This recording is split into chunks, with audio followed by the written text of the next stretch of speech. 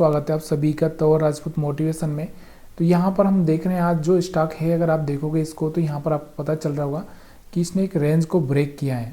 और ये वाला और कौन सा है, देखो यहाँ पर इसने कल ही रेंज को ब्रेक, मतलब कल क्या 2 दिन पहले ही कर दिया था। यहाँ पर अगर आप देखोगे तो शायद ये थर्सडे, वेडनेसडे, ट्यूसडे, मंडे को ही इसने ब्रेक कर दिया था। मतलब यहाँ पर एक अच्छा सा क्लोजिंग इसने दे दिया था मंडे को ही। मतलब मंडे को ही इसने दिखाया था कि यहाँ से मैं आगे जा सकता हूँ। तो ये स्टॉक है चैलेट होटल का। तो चैलेट होटल या चैलेट होटल हम बोल सकते हैं इसको। तो यहाँ पर इस होटल वाले स्टॉक ने पहले ही मोमेंटम दिखाया था, लेकिन अगर हम चार्ट को समझते या हम देखते, मैंने आपको पहले ही बताया कि नियर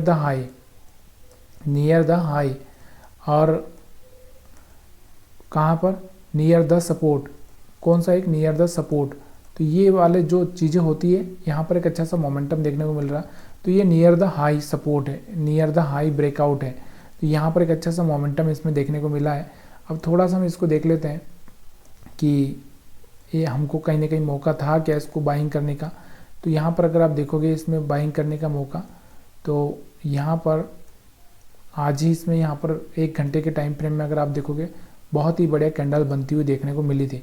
तो कभी कभी क्या होता है ना, ये 1 घंटे की कैंडल देखना बहुत ज़रूरी हो जाता है। तो यहाँ से अगर आप देखो 960 से सीधे यहाँ से 1030 तक गया हुआ है।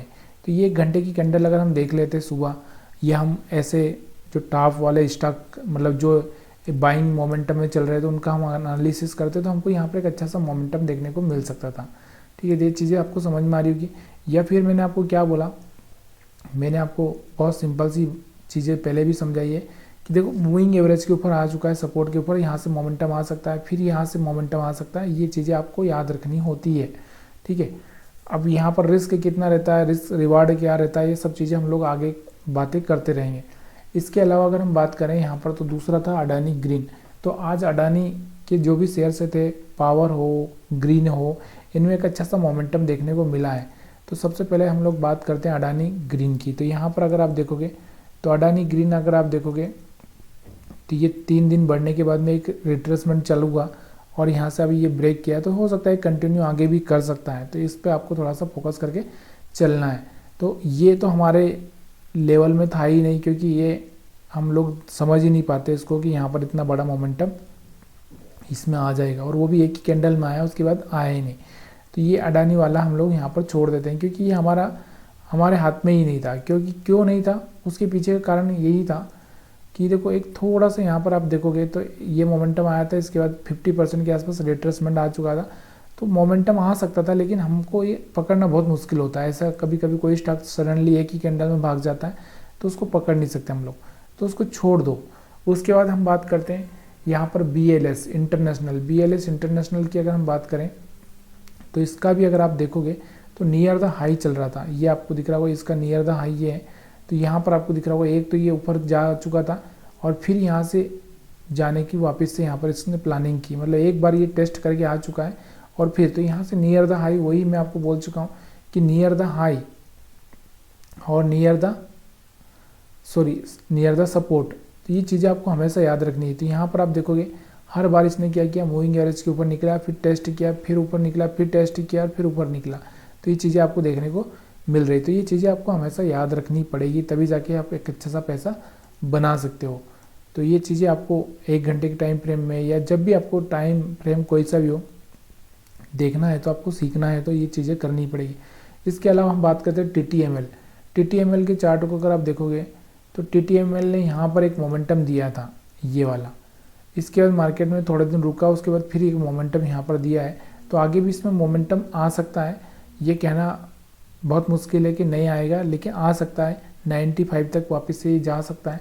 लेकिन फिलहाल में जो हम देख रहे हैं, ऐसा क्यों हुआ था, तो देखो ये वाला एक सपोर्ट था इसका, इस सपोर्ट से यहाँ से ये उछला था। अगर हम 70 रुपये के आसपास सपोर्ट था इसका, यहाँ से जाता हुआ आपको दिख रहा है यहाँ पर। तो ये चीज़ें आपको थोड़ा सा देखने को मिलती है कि सपोर्ट से कैसे मार्केट ऊपर जाता है। अब हम इसको पकड़ते हैं तो 1 घंटे के टाइम फ्रेम में, तो यहाँ पर हम देखते हैं कि 1 घंटे के टाइम फ्रेम में अगर आप देखोगे तो लास्ट टाइम में इसमें जो एक मोमेंटम आया था, जो 26 तारीख के आसपास आया था, उसके बाद मार्केट साइडवेज हुआ और आज यहाँ पर 1 घंटे में एक ही कैंडल में मोमेंटम आया। तो ऐसे मोमेंटम को पकड़ना बहुत मुश्किल हो जाता है, क्योंकि 1 घंटे में हम क्या ही देखेंगे और क्या ही करेगा मार्केट।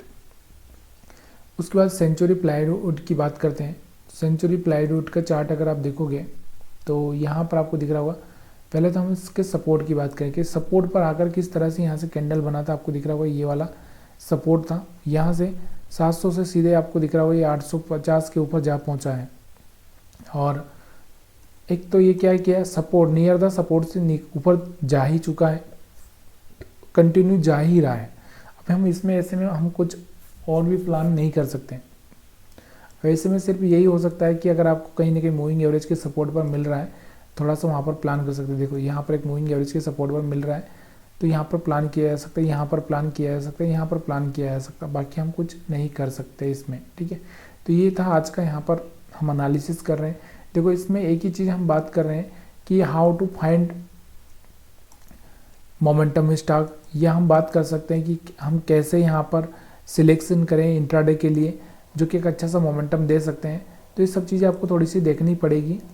जब आप सुबह 9:15 पर मार्केट देखते हो तो हो सकता है कि आप यहाँ पर 1 घंटे के लिए वेट करो, तो 10:15 पर यहाँ पर आप देखो कि कौन सा स्टॉक में एक अच्छा सा ग्रीन कैंडल बना है और उसकी पॉसिबिलिटी क्या है ऊपर जाने की, उसके हिसाब से आप वहाँ पर रिस्क ले सकते हो। तो ये चीज़ें आपको समझ में आई तो आप वीडियो को लाइक शेयर कमेंट कर सकते हैं, और भी आगे हम डिटेल में जानते रहेंगे, कभी कभी हम लाइव में भी देखेंगे।